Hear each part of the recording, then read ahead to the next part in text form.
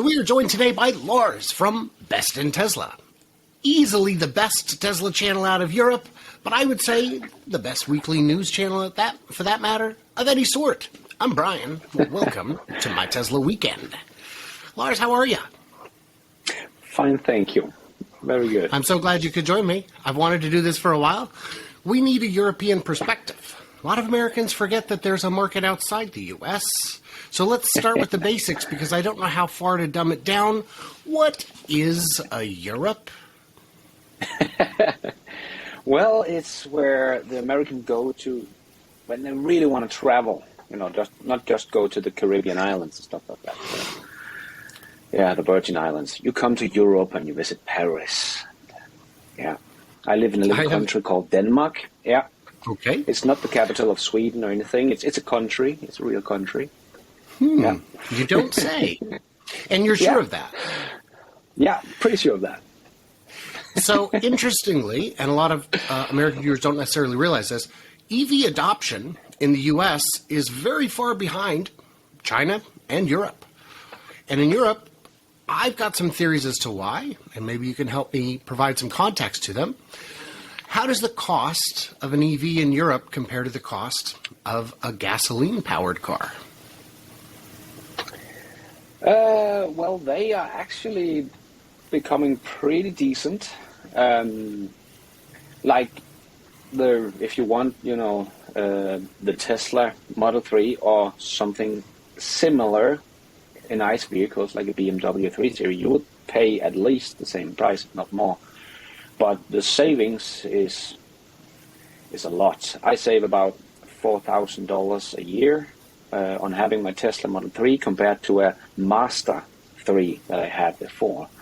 Wow. So even though that was a much cheaper car to buy, well, I'm only 2 years away from this Tesla Model 3 being as cheap as my Master 3.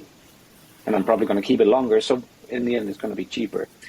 So, and we got pretty decent cheap cars as well. We got the Dacia Sprint, I believe it's called, a little car from Dacia that is only 130,000 Danish crowns, about $20,000, a little less than $20,000. So, and that is Danish prices, and we are probably like 40% or 30% more expensive cars over here than in the US. So it's actually fairly cheap. That would probably just cost something like, $14,000 or $15,000 in the US. We got cheap electric cars already, but not good performing electric cars. Not a lot cheap. So the retail price is not bad compared to traditional cars. What about the cost of juice versus petrol? That is much cheaper, I would say. When I fill up my Tesla, it's about it's just the prices have of course gone up at the moment. So it's a little over 3 kroner, so about $0.50 for 1 kilowatt hour of charging at a Tesla charger. So still pretty cheap. So to fill up my Tesla is much cheaper than to fill up for example, my Master 3. But I would also get a little more range. So it's not hugely cheaper when you go to the filling stations, but it's much cheaper when you just charge at home. Mm-hmm. That's where the benefits really shine. Then it's probably half price or something, or maybe 60 or something like that, 60%. And what about subsidies in Europe? I know you can speak directly to Denmark, but you probably have some insight to the subsidies offered in other European countries as well that may impact cost of acquisition and ownership. Yeah, we have a lot of tax on cars in general here in Denmark, for example, and we don't have as much tax on EVs as we do on ICE cars. So that is why they're also a bit more imperative, but they have been raising the price a bit on the EVs as well. But I think what they did in Norway was they actually raised the price of the ICE cars instead. So it was not that the EV was what subsidized or incentive on the EVs to make them cheaper. They just made petrol and everything else much more expensive. So, well, there's the carrot and the stick, and when you run out of carrots, all you got left are sticks. I've been Yes. I've been in negotiations where people come at you and they're like, "So look, in terms of carrots, we got none, and in terms of sticks, we've got this floppy noodle." And then there's no debate, there's no negotiation. You got to do better, guys. Another thing that I think is moving adoption forward is that Europe has more models than the U.S. market available. Can you talk about some of the different options that are in Europe that you think are helpful and good and cool? I think we have like at least 250, if not getting close to 300 different EV models here in Europe. So it's a lot. But of course, the Audi e-tron comes in 12 different versions. So I think that they also, there's the e-tron Sportsback and the e-tron Quattro and the e-tron Quattro Sportsback and all that different kind of versions. But we have like 250 different EV versions. And I think why the adoption is going so quickly right now is because people are right now buying also the second car. They still have the gasoline car, but their second car is EV, and they kind of getting used to the whole EV thing, and you can get really affordable EVs now. I would say it's not like the cheap ones, and it's of course new cars, everything. So, but you can get the MG ZS or something, the Chinese Geely car. And that is pretty decent priced here in Denmark. And the new version that just has come out is actually quite good range. It's not, Tesla level, but it's still pretty good range. It's over 440, if I remember correctly, kilometers of range on a fully charge. So it's not bad, and I think most people buying EVs in Denmark right now is mostly people in houses, so they just charge at home. So the charging speed is not that fast, but it doesn't really matter because you charge overnight. So I think these affordable EVs are winning some momentum here in Europe. But I think in general also that Europeans really want to go green. They're very much into renewables and environmentally friendly and good for the animals and all this kind of stuff. So I think EVs just appeals to Europeans that want to show that they're doing good things for the environment.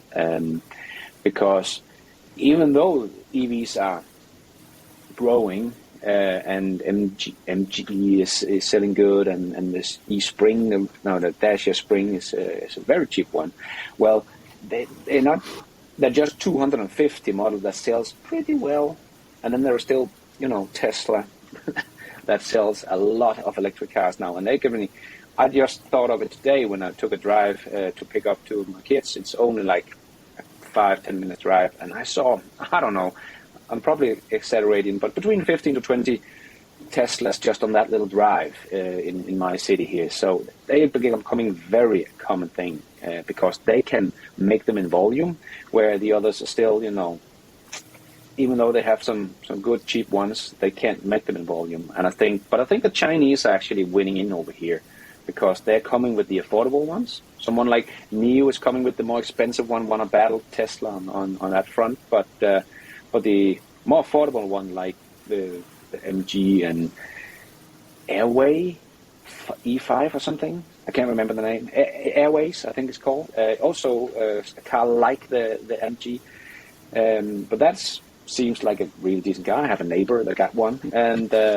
also about these above 400 kilometers of range, so they're pretty decent cars, and they're getting much better quickly. So I think the Chinese are very welcome here in Europe because they can actually come and meet some of all this demand there is for the EVs here.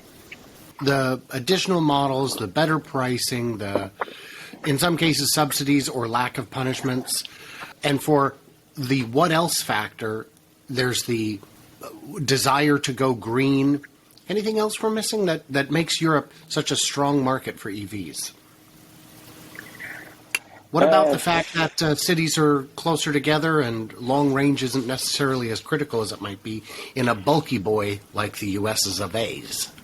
Yeah, I think that actually has a great deal to do with it because many people would probably think that WLTP 400 kilometers. Like, I can't even go from LA to San Francisco. But if you do that in Denmark, you drive out of the country. So it's a bit different here, and the countries are smaller. So I think for people that just use the car to drive around here in Denmark, you know, pretty much all the cars that are here is almost good enough. There's, of course, some very low range, but most of them, like the 420 kilometers or something, like just above 400 kilometers would be fine in this country, as long as you can do that, of course, because we have seen like something like the Skoda Enyaq when it's cold, because we also get some pretty cold winters in some areas here, and we have seen they can't really do like 220 kilometers in real life, even though they have a WLTP of over, I believe it's 500 and something, 560 or something there at that point. So, but yeah, I think we have some small countries, and it's also pretty wealthy countries, most of them in most part of Europe, so we can also afford the EVs as well. Prosperity is nice to have. Yes. What types of models, what form factors, what styles of vehicle are you not yet seeing in EVs that you're waiting for? The CyberTruck. That is my next question. Vans are coming with the ID Buzz.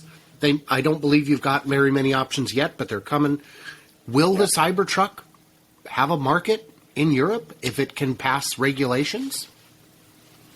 I think it will, just because it's so different. I think, just like the Hummer, the original ICE Hummer, did find a market here in Europe. It was made smaller to fit the European roads, the Hummer. So maybe they have to do a smaller version. I'm not sure of that. But we do have the Ford F-150 here and stuff like that. So, but they are really much more used as a utility vehicle here in Europe. It's people that needs a pickup truck, when in the US it's just because people like pickup trucks and don't use a tow hitch and have a trailer like we do here in Europe. So the pickup truck is also your main vehicle in the US, I would guess. Well, as all good interviews do, this one ran a bit long. The second half will be released on May 4th, or you can see the whole thing now on Patreon. Or, who knows, maybe I'll drop a link in the comments somewhere if you ask nicely. I don't really care. You'll see. So a quick thank you to my Patreons who get early access to videos like this one, bonus content, an ad-free experience, and help keep the channel running for as little as $1 a month. And also at the $10 level and above, they get to see my 11-year production prediction tracker. I'll put a link to Lars's Patreon below, because his channel could use some love as well. So what did I miss or misunderstand? Leave it all below. Them comments, them wisdom, that juicy brilliance you clever robots are known for, and stay tuned, stay juicy. And I just can't wait to hear from you guys next week, I guess.